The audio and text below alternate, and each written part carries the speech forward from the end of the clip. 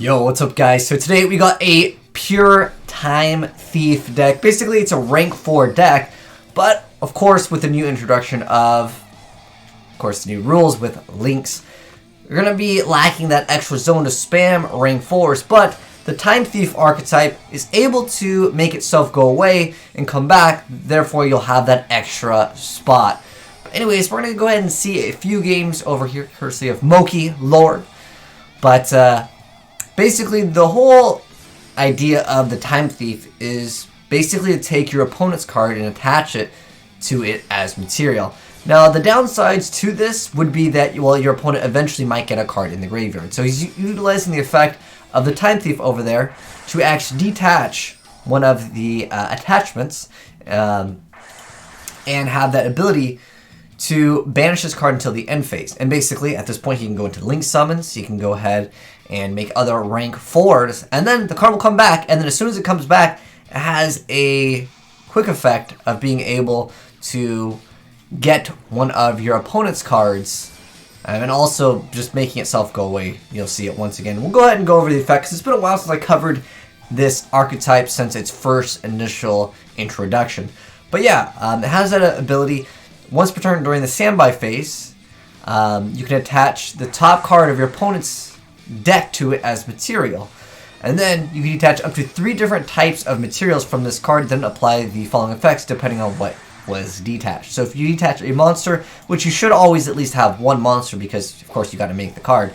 So you get to banish until the end phase. If it's a spell, you get to draw a card. If it's a trap, you get to place one face-up card your opponent controls to the top of the deck. So basically, you can take their good card, put it at the top of the deck, and then immediately, during the standby phase, and that's not just your opponent's, that's yours as well, you're going to be able to just go ahead and add more material to the card.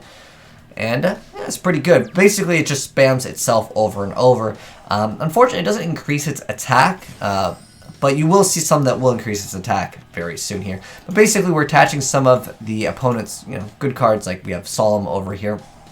Not that Gravekeepers will really add it back. There are some archetypes that have utility for a card that maybe you can banish out of the graveyard to do something else. So he's going to go ahead and once again attach another card to it as material. And his opponent's just going to say GG. Can't really deal with that. Gravekeepers, you really got to open up well, and it doesn't really hurt the Time Thieves that much. Because, well, there's nothing that really they need to attach from the graveyard. It's basically just span the board with rank 4s. But it's something that I felt like was a little bit interesting and I haven't really shared with you guys in a while. So let's go ahead and just check out other plays that the deck can make. I mean, pretty much it's going to be spamming this. But also we have the PsyFrame Lord Lambda over here, which has the effect if another face-up psychic monster you control is banished while it's face-up on the field. You can activate this effect during your end phase. You can add a PsyFrame card from your deck to your hand. And obviously, in this variant here, we do happen to have the Gamma and, of course, the Driver, which is pretty nice. But, yeah, this card's pretty easy to make as well. It's kind of just a stepping stone in here. But, of course, making that prize card that really no one plays anymore. I remember back with Fire Fists, occasionally you'd see people make this card. But, good stuff indeed. We're going to go ahead and activate the Time Thief hack. So yeah, this archetype hasn't gotten any new cards in a while. I think that they should probably get a few extra cards later down the line.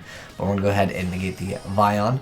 And we're going to go ahead and see a Soul. Going for the effect of 4. Going to go ahead and go for Shadow Mist. And he's going to go ahead and go right into the Dark Law. And he's going to go ahead and try to crash. But he's going to go ahead and say no to that. He's going to make the card go away. Lambda is just kind of a stepping stone, of course, for more zones.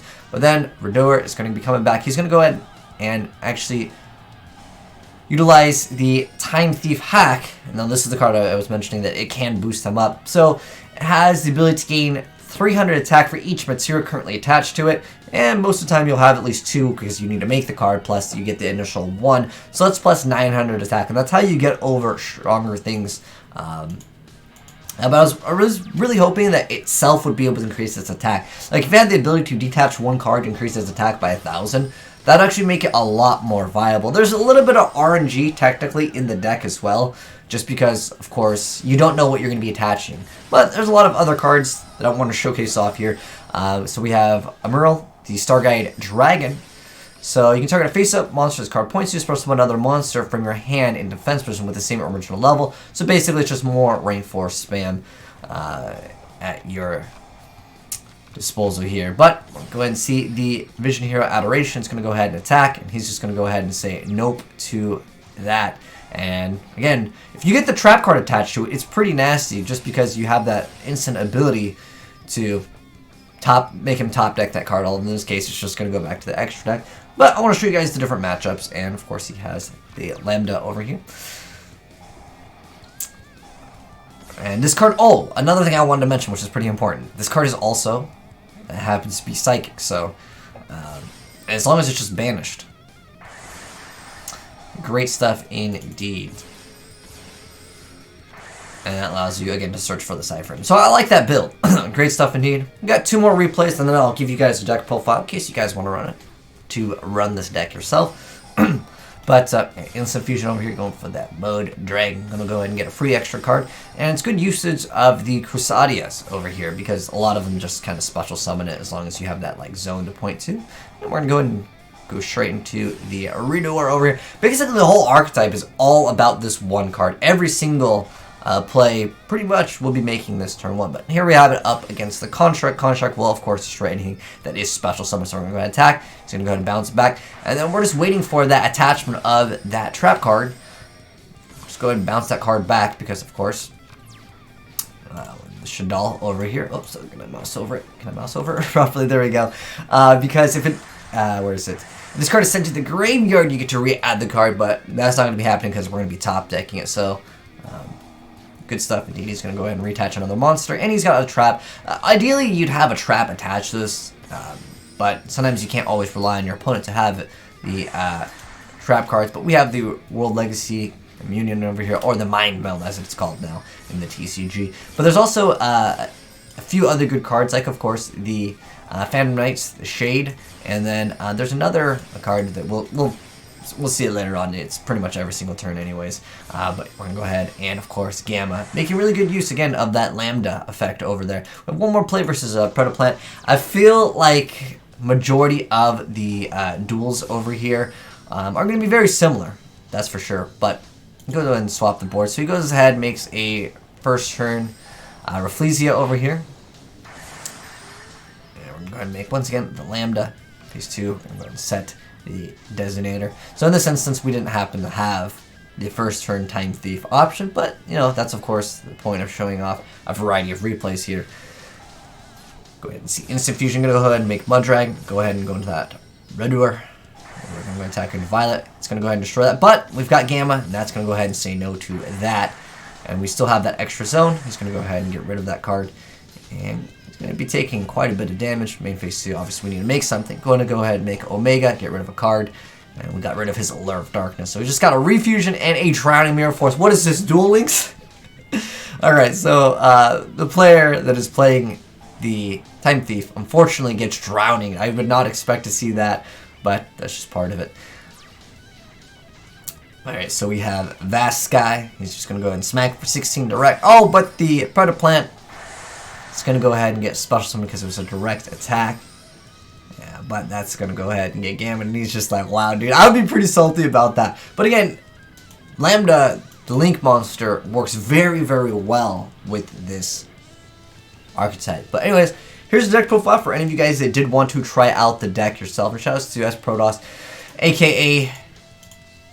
Moki Lord, for the deck profile as well as the plays. I think it's a pretty cool deck, and again, you made it so it's basically a standalone deck, which I like. I know that there are the Crusaders, but that's basically, of course, it's just another rank 4 engine, but good stuff. But like the Time Thief Flyback is actually pretty good as well, because again, you need to be able to attach traps, and sometimes you don't have really control over what your opponent is playing. Some decks just don't play that many traps, but it's probably the best thing that you can attach to him. Let's go ahead and jump into the deck profile. So we got 1 copy of course Driver, 4 of course your PsyFrames, and we have 3 copies of the Regulator. It's just like, a lot of these cards are just special summon, but this one is really good. If you control no other monster, you can contribute it and special summon 2 Time Thief monsters from your deck with different names except for itself. And then we have 3 copies of the Time Thief Winder. And then we have 2 copies of the Bezel Ship. Like I said, most of these are just basically special summoned. But you can tribute this card with the effect of Bezel Ship, target Time Thief, and attach 1 card from your opponent's graveyard. So that actually adds a little bit of utility, because if they're activating an effect, you're just like, no, or they have some extra utility. Just basically get to banish it, essentially, if that makes sense, or just attach it to it as material so they don't get the effect later down the line. But Winder over here lets you add 1 if it's normal or special summon, but it's more likely going to be special summon with, of course, the Regulator. And then we have 3 copies of the Maxis. Oh, they changed the name to Maximus in the TCG. I didn't even notice that. And then we have the Draco. We have 3 copies of that, and 3 copies of Hat Trick, or 2 copies of Goblinberg. And then we have 3 copies of Gamma, because obviously Lambda works very well with the archetype. And then we have 3 copies of Instant Fusion. Then we have Reborn, 3 copies of Culled. We got 1 copy of the Time Thief Hat. It did prove itself to be quite useful in that instance, where you are able to, of course, boost up the attack. Then we have the Upstart Goblin. We have 2 copies of the Flyback, 3 copies of Seed Reborn, and 3 copies of Shade over here. Because it has an ability, if you have no traps in your graveyard, you can activate this card the turn it was set, which is kind of nice, but it's just another level 4 monster, of course, just using it as material.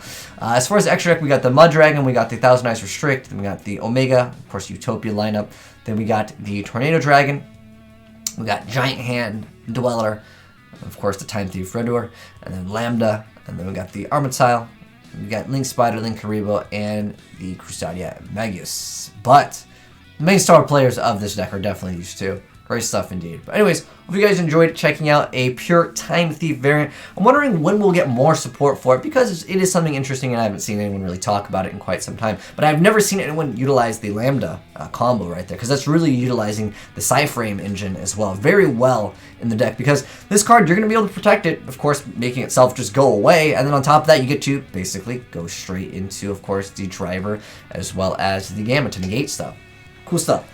But anyways, thanks for watching, guys. Hope you enjoyed the video. If you did, drop a like on it. And if you're new to the channel, hit the subscribe button if you want to see more Yu-Gi-Oh content. If you guys got any crazy Yu-Gi-Oh plays or cool, innovative decks, feel free to send them to AzneyesReplays@gmail.com. But anyways, thanks for watching, guys. Peace out. Have a good one. I'm signing out.